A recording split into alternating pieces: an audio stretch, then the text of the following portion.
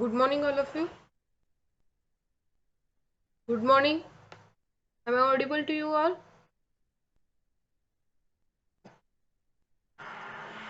Yes, ma'am. Okay. My screen is visible? Yes. Okay.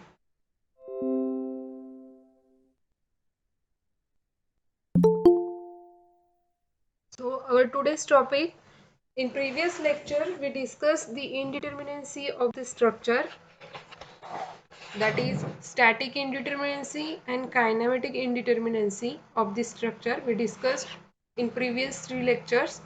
So, today our next point is consistent deformation method. Okay. What is this method?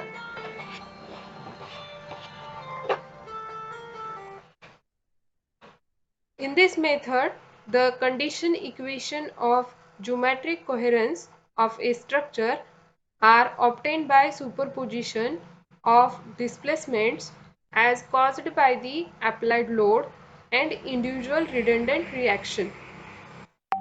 This method states that the geometric coherence of the structure are obtained first. Then first we have to calculate the determinacy of the structure.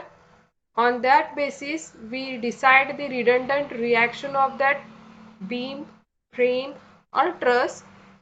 Then we consider applied load of that structure, actual load, external load, and by using these two, redundant reaction and applied load, we can calculate geometric coherence of the structure, and by using that we can calculate the support reactions, bending moment and shear force of the structure, also slope and deflection of that structure. So this method is useful for to determine the deflection slope of propped cantilever beam and also fixed beam. These two beams are only for your syllabus. Frame and trusses are not for your syllabus.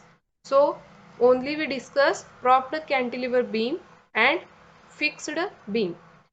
As we discussed earlier that indeterminate structure, propped cantilever beam is indeterminate type and fixed beam is also indeterminate structure. Now the process of analysis is, first we have to remove enough number of redundant so as to obtain basic determinate structure. In this first step, first of all we have to calculate the indeterminacy of the structure, that is degree of redundancy. We have to calculate first, that is DS we have to calculate in this first step. On that basis the number of unknowns we can find out, and that unknowns are considered as a redundant unknowns or redundant reactions of that particular beam. Then second step is we have to compute deflection and rotation as caused by applied loads at the points of redundant reactions. So if we consider any one reaction as a redundant reaction, at that point we have to calculate deflection and rotation, that means slope of applied load. Original beam is given to you, then by considering that applied load, we have to calculate deflection and slope of that beam at the point of redundant reaction. Then third step is apply unknown redundant force and calculate deflection or rotation at point of redundant reaction. So next third step is we have to consider that redundant reaction, and for that redundant reaction again we have to calculate deflection and rotation. Either you can calculate deflection or you can calculate rotation at that redundant reaction point. Then fourth step is superimpose about to deflection or rotation, observing the geometric coherence of the structure. That means we have to add these two deflections to calculate geometric coherence of the structure, and then finally we get the final fifth point is determined redundant reaction. We get that redundant reaction by using this process.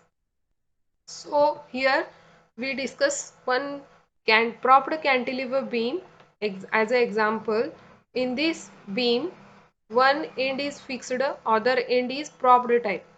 Here at at B point it is shown that RB reaction is shown. Then at fixed end there are three reactions are developed as we discussed earlier, that one vertical RA reaction, then one horizontal reaction, and again one moment is developed at the fixed end. So this is the proper cantilever beam and it is loaded with UDL over entire span W, and length of this beam is L. This is given to you. Okay. So as per the analysis procedure, first we have to calculate degree of redundancy, that is static indeterminacy of the structure, and only external static indeterminacy we have to calculate. So ds is equal to, formula we know that, R minus E. R means number of support reactions and E means equilibrium equation. So in this given beam, reactions are shown that at propped there is one reaction, that is RB. At fixed end other reaction, vertical reaction, is RA. Then horizontal reaction and one moment.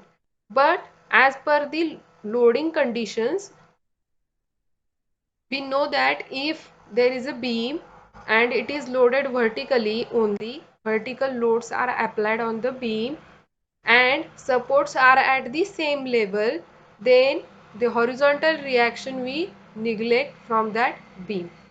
आपण हे पहिल्या lecture मध्ये बघितले condition की जे beam दिलेला असणार आहे त्या beam वरती जर फक्त व्हर्टिकल लोडिंग अप्लाय केलेला असेल आणि जे दोन सपोर्ट असतात बीमचे ते सेम लेवलला असतील तर आपलं हॉरिझॉन्टल रिॲक्शन डायरेक्टली काय होते, झिरो होते. म्हणजे H A is equal to काय झालं, इथं झिरो झालं. आता इथं हॉरिझॉन्टल रिॲक्शन झिरो झाला म्हणजे नंबर ऑफ इक्विलिब्रियम इक्वेशन्स आपण किती घेणार आहेत, इक्विलिब्रियम इक्वेशन मधला समेशन एफ एक्स पण काय होणार आहे, झिरो होणार. That's why R is one is propped, that is RB, second one RA, and one moment, that means total 3 reactions are there. So R is equal to 3.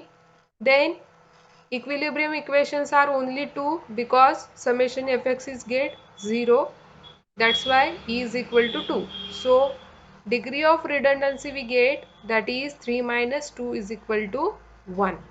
So we get 1 degree of redundancy. That means it indicates that only redundant reactions present in this beam are 1. Sorry, is 1.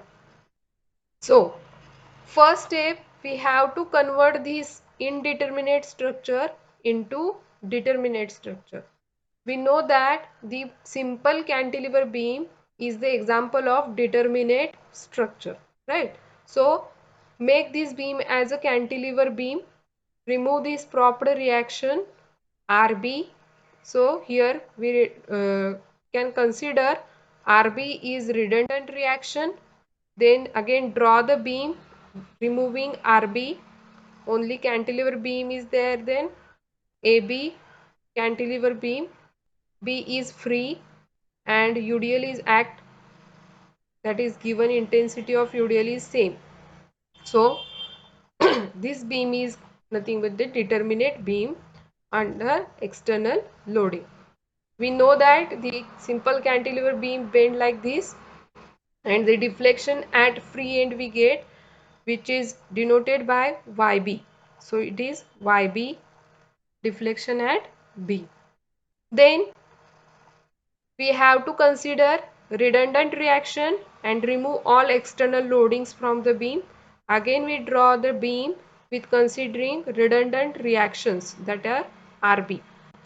पहिला काय केलं आपण, redundant reaction काढून टाकलं, फक्त cantilever beam घेतलं, त्याला determinate केलं आपण, त्याच्यावरून आपण डिफ्लेक्शन कॅल्क्युलेट करायचं त्या बीमचं. नंतर